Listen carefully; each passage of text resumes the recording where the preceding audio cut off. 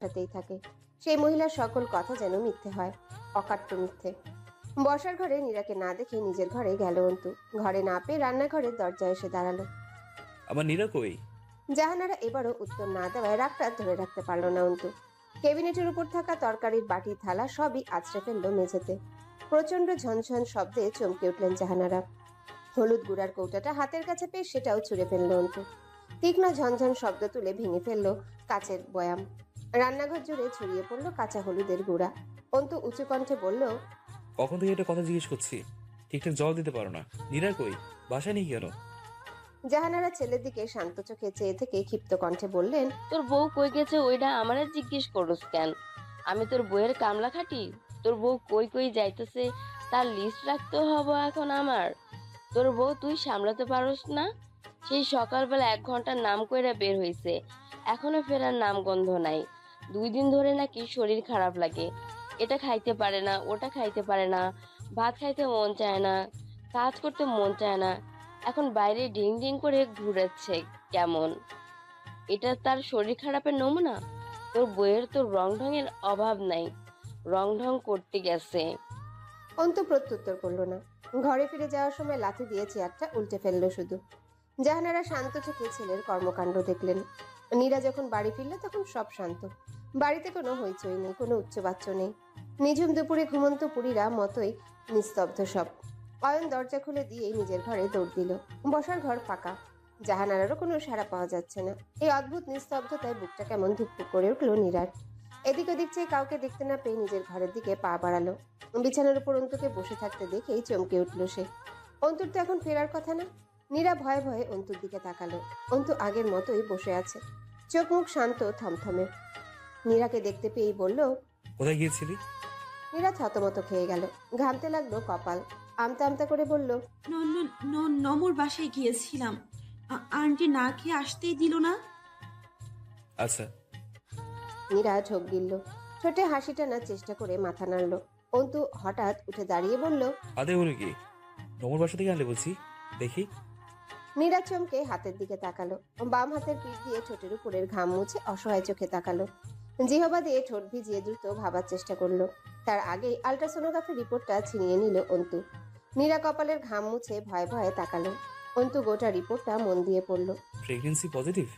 কথাটা বলে নিজস্ব ভঙ্গিতে ঠোঁট উল্টালো অন্তু। রিপোর্টটা উল্টে পাল্টে দেখতে দেখতে খুব স্বাভাবিক কণ্ঠে বলল, তো অ্যাবর্শন কমপ্লিট ম্যাম। মানে? অন্তু এবার চোখ তুলে তাকালো। অন্তুর রক্তলাল চাহনি দেখে আত্মা কেঁপে গেল নীরার। অন্তু রিপোর্টটা বিছানায় ছুঁড়ে ফেলে নীরার কাছাকাছি দাঁড়ালো। শীতল কণ্ঠে বলল, বাচ্চাটা কার? আমার না? নীরা হতভম্ব কণ্ঠে বলল, এটা কোন ধরনের প্রশ্ন? বাচ্চাটা যেহেতু আমার, সেহেতু তার সম্পর্কে জানার অধিকার সর্বাপেক্ষা আমার, তাই না? নীরা উত্তর দিল না। অন্তু তার ডান হাতের বাহু খামচে ধরে বলল, তো সাহস কিভাবে হলো আমাকে না জানি আমার বাচ্চা মেরে ফেলার সিদ্ধান্ত নেয়ার? হ্যাঁ, সমস্যা কি তোর? ওকে মারতেছিস কেন? ও, বদলা নিচ্ছিস? তোকে জোর করে বিয়ে করেছি বলে বদলা? নীরার চোখ টলমল করে উঠল। অন্তুর দিকে এক দৃষ্টে চেয়ে থেকে বলল, ও আমারও বাচ্চা অন্তু। অন্তু দাঁতে দাঁত চেপে বলল, তোর বাচ্চা? অসম্ভব। তোর বাচ্চা হয় কি করে? তোর বাচ্চা হলে তো অ্যাবর্শনের চিন্তা মাথায় আসতো না। আসলে তোর সমস্যাটা কোথায়? হ্যাঁ, আমার বাচ্চা জন্ম দিতে সমস্যা? এত যদি সমস্যা, তাহলে বিয়ে করছিস কেন আমাকে? আমার কাছে আসে যে তোরই বেশি ছিল, তখন মনে হয় না এইসব? নীরার গাল বেয়ে জল গড়িয়ে পড়ল। অন্তুকে প্রচন্ড ধাক্কা দিয়ে সরিয়ে দিতে অন্তুর পা গিয়ে লাগলো ড্রেসিং টেবিলের ড্রয়ারে। অন্তুর রাগ বেড়ে গেল। নীরার ডান হাতটা মোচড়ে ধরে বলল, কথা কথা হাত চলে কেন? তো মানা করছি না? নীরা ব্যথায় কুকিয়ে উঠল, ডুকরে কেঁদে উঠে বলল। ব্যথা পাচ্ছি। অন্তু তৎক্ষণাৎ হাত ছেড়ে দূরে সরে দাঁড়ালো। নীরার কান্না দেখে রাগ বেড়ে যেন আকাশ ছিল। প্রচন্ড রাগে লাঠি দিল ড্রেসিং টেবিলের ড্রয়ারে। ড্রেসিং টেবিল থরথর করে কাঁপতে লাগলো। টেবিলের উপর থাকা ফুলদানিটা ছুঁড়ে ফেলে চেঁচিয়ে উঠে বলল, খবরদার কাঁদবি না, চুপ, একদম চুপ। নীরা দুই হাতে মুখ চেপে ফুপিয়ে উঠল। রেগে গেলে অন্তুর মাথা ঠিক থাকে না। এই মুহূর্তে নীরার কোনো কথাই সে বুঝবে না, বুঝার চেষ্টা করবে না। শান্ত অন্তু যতটা বুঝদার যত্নশীল, অশান্ত অন্তু ততটাই অবুঝ ভয়ানক। নীরা ভয়ার্ত চোখে চেয়ে এই ভয়াবহ ধ্বংসলীলা দেখতে লাগলো। অন্তু হঠাৎ তার দিকে তেড়ে এসে মুখোমুখি দাঁড়ালো। তাকে আগাগোড়া নিরীক্ষণ করে বলল, অ্যাবর্শনের জন্য কোনো ওষুধ টষুধ খেয়েছিস নাকি স্টেপ নিয়েছিস? ও আছে নাকি মরে গেছে নীরু? অন্তু শেষ কথাটা খুব অসহায়ের মতো শোনালো এবার। নীরা কাপা কণ্ঠে বলল, আছে, ও ঠিক আছে, কিছু করিনি আমি। অন্তু স্বস্তির নিঃশ্বাস ফেলে বলল। সত্যি? নীরা মাথা নাড়ল। অন্তু পর মুহূর্তেই হুঙ্কার দিয়ে বলল, কিছু করিসনি? যদি কিছু করে ফেলতি তখন কি হতো? কথাটা বলেই খুব শক্ত করে বাহু চেপে ধরল অন্তু। নীরা অসহায় চোখে তাকাতেই গাল চেপে ধরে ভীষণ ক্রোধ নিয়ে বলল, আর যদি কোনো অঘটন ঘটে যেত আমি তোকে খুন করে ফেলতাম নীরু। বাচ্চা আমার, অথচ তুই বাচ্চার জীবন মরণ নিয়ে আলোচনা করিস অন্য লোকের সাথে। বুক কাঁপে না? কাঁপে না বুক? ছেলের ঘরে অত্যাধিক চেঁচামেচিতে দরজায় এসে দাঁড়িয়েছেন জাহানারা। তার পেছনে এসে দাঁড়িয়েছে ভয়ে জড়সড় অয়ন। ছেলেকে এই অবস্থায় দেখে কয়েক সেকেন্ড বিস্ময় নিয়ে চেয়ে রইলেন জাহানারা। পর মুহূর্তে দু ঘা বসিয়ে দিলেন ছেলের পিঠে। রাগে কাঁপতে কাঁপতে বললেন, এই হারামের বাচ্চা, বইয়ের গায়ে হাত তুলছিস? এত সাহস! বাপের থেকে শিখেছিস এগুলো? হ্যাঁ, বাপের থেকে শিখেছিস? বের হ আমার বাড়ি থেকে, বের হ। অন্তু নীরাকে ছেড়ে দিয়ে শক্ত কণ্ঠে বলল, যাদের কাছে গিয়েছিলি তাদের কাছে যা, আমার সাথে থাকা দরকার নেই তো নেই। মেইন পয়েন্ট হলো আমাকেই তো দরকার নেই। জাহানারা বেগম চেঁচিয়ে উঠে বললেন, এই হারামের বাচ্চা, তুই বের হ। আমার বাড়িতে দাঁড়িয়ে তুই বইয়ের গায়ে হাত তুলিস? কুলাঙ্গার, বের হ তুই। এত চিৎকার চেঁচামেচিতে মাথা চেপে ফ্লোরে বসে পড়ল নীরা। অন্তু রাগ করে বাসা থেকে বেরিয়ে যেতেই হাউমাউ করে কেঁদে উঠল নীরা। পৃথিবী সমান দুঃখগুলো ভেসে উঠল তার আত্মচিৎকারে। জাহানারা বেগমের প্রথমবারের মতো নীরার মাথায় হাত রাখলেন পরম স্নেহে। হঠাৎ করে পাশের মানুষটিতে নিজের মাকে দেখতে পেল নীরা। নীরার কান্না বেড়ে গেল। ঘেমে নিয়ে আচ্ছন্নের মতো কাঁদতে লাগলো সে। অন্তু নম্রতার প্রতি জন্মালো রাজ্যের ক্ষোভ। কেন এত রাগ অন্তু? কেন এত জেদ? একটুও কি বোঝার চেষ্টা করা যায় না? নম্রতাই নিশ্চয়ই বলেছে সব। আর তো কেউ জানতো না। এর আগেও ভালোবাসার কথাটা জানিয়ে দিয়েছিল নম্রতা, এবারও জানালো।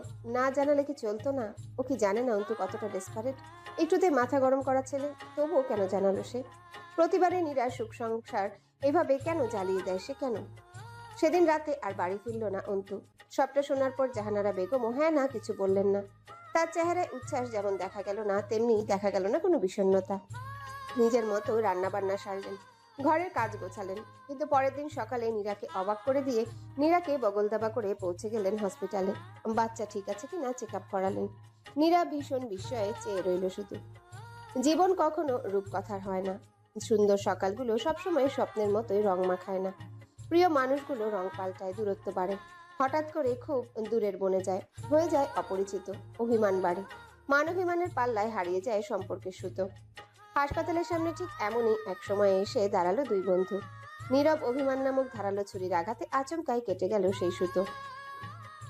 ছেঁড়া সুতোর এক কোণা ধরে কেউ একজন হতবিহবল কান্নায় ভেঙে পড়ল, তো কেউ অভিমানের পাল্লা নিয়ে রিকশায় হুট তুলল। কমলা রঙের দুপুরটা দাঁড়িয়ে রইল নির্বিকার। দুপুরের চোখে জল নেই। সে বুঝি জানতো এসব হবে? নম্রতা ভীষণ ক্ষোভ নিয়ে রৌদ্রোজ্জ্বল দুপুরটাকে দেখলো। ঝুড়ি ভর্তি অভিমান নিয়ে নীরব মাথা রাখলো আরফানের বুকে। নম্রতার বিয়ের তখন দিন তিনেক বাকি। হাসপাতালের ফটকের কাছে আরফানের অপেক্ষায় ছিল সে। বিয়ের আগে উদ্দাম ঘুরে বেড়ানোর আজকেই শেষ সুযোগ। নম্রতা জেদের কাছে কাজকর্মে সাময়িক অব্যাহতি দিয়ে আরফানও রাজি।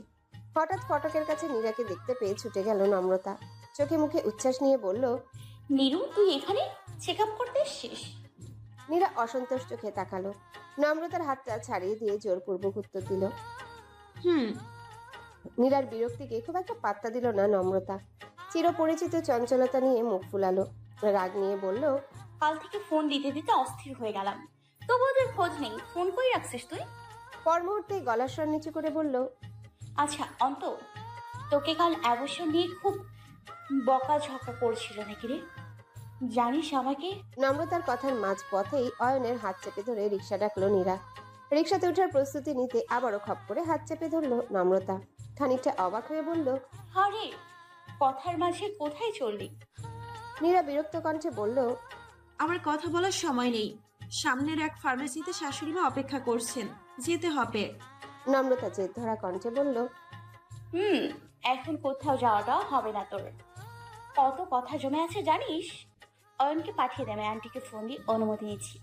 খালামণি হয়ে যাচ্ছি, এই খুশিতে একটা উপহার তো তোকে দেয়াই চাই। বাসায় গিয়েই ঢাক ঢোল পিটিয়ে জানিয়ে দিয়েছি সবাইকে। আম্মু কত খুশি হয়েছে জানিস? আজ তোর প্রিয় খাবারগুলো হেলদি হেলদি উপায়ে রান্না করতে চলেছে বাসায়। প্লিজ বাসায় চল, প্লিজ প্লিজ প্লিজ। নীরা ঝাটকা দিয়ে হাতটা ছাড়িয়ে নিয়ে বলল, তোর এসব ঢং আরফান ভাইয়ের সামনে গিয়ে কর নমু, আমার সামনে না। ওনার তোকে বাচ্চাদের মতো প্যাম্পার করার ধৈর্য থাকলেও আমার নেই। সবই তো আর আরফান ভাইয়ের মতো নয় যে তোকে খুশি করার জন্য যা চাইবি তাই করবে। নম্রতা অবাক হয়ে বলল, আমাদের কথার মাঝে নিষ্প্রভকে কেন টানছিস নীরা? কেন টানবো না? সোনাই সোহাগায় ভালোবাসার মানুষ পেয়েছিস, তাকে পেয়েই তো চারপাশের মানুষের সুখ শান্তি সহ্য হচ্ছে না। পা দুটো আকাশে নিয়ে ঘুরছিস, অন্যের জীবন অগোছালো করার নিরন্তর অবসরও পেয়ে যাচ্ছিস। উনি নিশ্চয়ই বাহবা দিচ্ছেন, দেওয়ারই কথা। উনি তো আবার তুই বলতে অন্ধ। নম্রতা ফ্যালফ্যাল চোখে চেয়ে রইল, প্রচন্ড বিস্ময় নিয়ে বলল, পাগল হয়ে গিয়েছিস নাকি তুই? কি সব বলছিস? কিছু বলার হলে আমাকে বল, বারবার ওকে কেন টানছিস? নীরা প্রচন্ড বিরক্তি নিয়ে বলল, তোর ওকে টানার বিন্দু মাত্র ইচ্ছে আমার নেই। শুধু বলবো আমার থেকে দূরে থাক, আমার সামনে এসব নাটক ফাটক ন্যাকামোর প্রয়োজন নেই।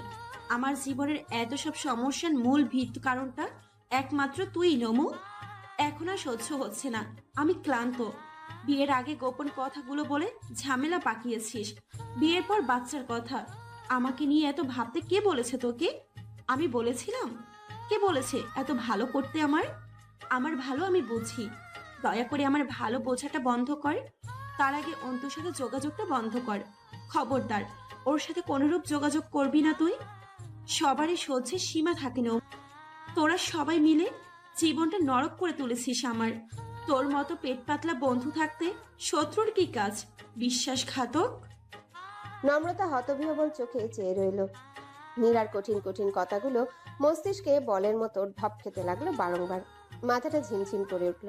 নীরা তাকে এভাবে বলতে পারলো, এত নিষ্ঠুর ভাবে? নম্রতা নিজেকে ধাতস্থ করে নীরাকে বোঝানোর চেষ্টা করলো। ঠিক তখনই হাসপাতালের গেটের কাছে আরফানকে দেখতে পেল নীরা। আরফান নীরাকে দেখে মৃদু হাসলো। নীরার চোখে মুখে তখন রাজ্যের বিরক্তি। নম্রতা নীরার হাতটা আবারও ধরতেই অপ্রত্যাশিত এক কাজ করে বসলো নীরা। নম্রতার হাতটা প্রচন্ড ঝটকায় ছাড়িয়ে নিয়ে রিকশার দিকে এগিয়ে গেল। নম্রতাকে ধাক্কা দিয়ে সরিয়ে রিকশার হুড তুলল। হঠাৎ নীরার এমন ব্যবহারে থমকে দাঁড়ালো আরফান। ভ্রু কুচকে নম্রতার দিকে তাকালো। নম্রতা কনুই চেপে দাঁড়িয়ে আছে। নীরা ধাক্কা দেওয়ায় ডান হাতের কনুইটা লেগেছে চলতি রিকশার হুডে। চামড়া কেটে রক্ত ঝরছে। আরফান নম্রতার হাতটা নিজের হাতে নিয়ে ব্যস্ত হয়ে বলল, হাতটা নাড়ানোর চেষ্টা করুন নম্রতা, চামড়া কেটে গিয়েছে। শীতের দিনে এই ব্যথাটুকু কতটা ভোগাবে জানেন? নম্রতা উত্তর দিল না। আরফান ধমক দিয়ে বলল, নম্রতা ছলছল চোখে চাইল। কনুয়ের ব্যথার থেকেও পীড়াদায়ক এক ব্যথা ফুটে উঠল তার চোখে মুখে। আরফান নরম কণ্ঠে বলল, আপনি দাঁড়ান, আমি গাড়িটা আনছি, ড্রেসিং করাতে হবে হাতে। নম্রতা উত্তর দিল না। নীরার কথাগুলো এখনো ঠিক বিশ্বাস হচ্ছে না। সবকিছু কেমন স্বপ্ন স্বপ্ন লাগছে। নীরার পক্ষ এভাবে কথা বলা সম্ভব? সত্যি সম্ভব? আরফান গাড়িটা পাশে দাঁড় করিয়ে দরজা খুলে দিল। নম্রতা চুপচাপ গাড়িতে গিয়ে বসলো। আরফান দরজাটা লাগিয়ে সিট বেল্ট বেঁধে দিতেই হঠাৎ ডুকরে কেঁদে উঠল নম্রতা। আরফান সিট বেল্ট বাঁধতে বাঁধতেই চোখ তুলে তাকালো। নম্রতাকে কাঁদতে দিয়ে ডান হাতটা কাছে টেনে ড্রেসিং করলো। ব্যান্ডেজটা লাগিয়ে দিয়ে পূর্ণ দৃষ্টিতে তাকালো। ড্রাইভিং হুইলে এক হাত রেখে চুপচাপ চেয়ে রইল নম্রতার মুখে। নম্রতা যখন কাঁদতে কাঁদতে হেঁচকি তুলে ফেললো তখন হাত বাড়িয়ে কাছে টেনে নিল তাকে। খোলা চুলে আলতো হাত বুলাতে বুলাতে বলল, আর কত কাঁদে? It's okay. বন্ধুদের সাথে মনোমালিন্য হলে এত কাঁদতে হয়? নম্রতা উত্তর দিল না। বার কয়েক হেঁচকি তুলে বলল, স্কুল লাইফ থেকে এখন পর্যন্ত যতটা সম্ভব হয়েছে ফেরার পাশে থাকার চেষ্টা করেছি আমি। ফেরার যখন পড়াশোনা বন্ধ হওয়ার উপক্রম হয়েছিল তখনও একা একমাত্র ওর পাশে ছিলাম আমি। মাঝে ওর অনুভূতির কথা বলে দেওয়াটা অন্যায় হয়েছে, কিন্তু কথাগুলো বলে দিয়েছিলাম বলেই তো একে অপরকে পাওয়ার স্বপ্নটা পূরণ হয়েছে ওদের। ফেরা কিভাবে অতগুলো কথা শোনাতে পারলো আমায়? ওর কি একটু কষ্ট হলো না এতদিনের বন্ধুত্বকে চোখের পলকে বিশ্বাসঘাতক বলে ফেললো? ও কিভাবে বলতে পারলো আমি যেন অন্তর সাথে যোগাযোগ না রাখি? অন্তকে আমার বন্ধু নয়? কাল রাতে অন্তকে ফোন দিয়ে কথা শুনিয়ে দিল, বকাবকি করলো রিয়ার প্রেগনেন্সির ব্যাপারে, জেনেও কেন তাকে জানাইনি, ইত্যাদি ইত্যাদি। ওরা আমাকে পেয়েছে নাকি? আরফান দীর্ঘশ্বাস ফেলল। হাসার চেষ্টা করে বলল, আপনি তো জানেন নীরা প্রেগনেন্ট। কনসিভ করলে মুড সুইং হয়, মেজাজ খারাপ থাকে। নীরাও হয়তো আপসেট ছিল। এই সময় কি এত ভেবেচিন্তে কথা বলে? আপনি ফ্রেন্ড হয়েও যদি রাগ করে বসে থাকেন তাহলে কিভাবে হবে? ওর মানসিক অবস্থাটা তো বুঝতে হবে, তাই না? নীরা নিশ্চয়ই ইচ্ছে করে বলেনি, হয়ে গিয়েছে, ইটস ওকে। আর কান্নাকাটি করা লাগবে না রে বাবা। আপসেট থাকলে আমার হার্ট করে কথা বলতে হয়? আমি তো কখনো বলি না।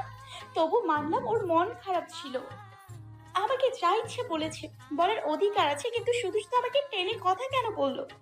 আমি তো কখনো অন্তকে টেনে কিছু বলি না। আরফান এবার হেসে ফেলল। নম্রতা চোখ মুছে সরে বসলো। কপট রাগ নিয়ে বলল, একদম হাসবেন না, হাসার মতো কিছু হয়নি। ও বলে আপনি নাকি। নম্রতাকে মাঝপথে থামিয়ে দিয়ে দীর্ঘশ্বাস ফেলল আরফান।